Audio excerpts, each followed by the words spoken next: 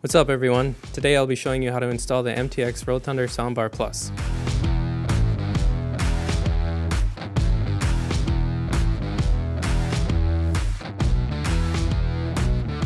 We're going to be installing this on a motorcycle, but since this is a universal item, installation procedure may vary. First, you'll want to remove the seat for routing the wires, and be sure to disconnect the battery to prevent any mishaps.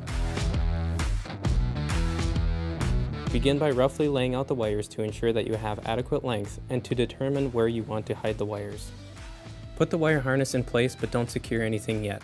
Exactly where you run the harness is up to you. Just be sure that the wire harness will not be pinched or melted once it is fully installed.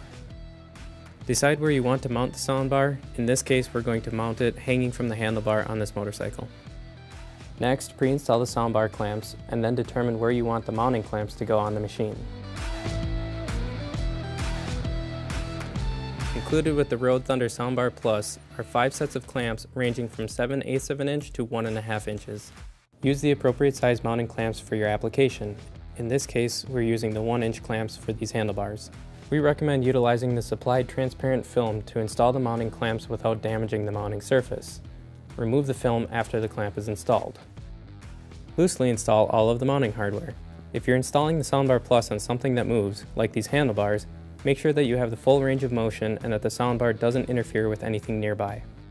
Make final adjustments and fully install the hardware.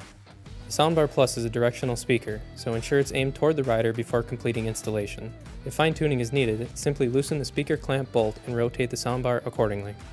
There are 4 wires within the wire harness. The red wire goes to the battery positive, the black wire goes to the battery negative, the orange wire is connected to an accessory or switch-powered wire, and the blue wire is for additional amplifiers, which we will not be using in this application. Determine the switch power wire you want to use and install the provided T-tap onto that wire. Plug in the orange wire to the T-tap you just installed. Next, route the red and black wire to your battery and connect the black to the negative terminal and the red to the positive terminal.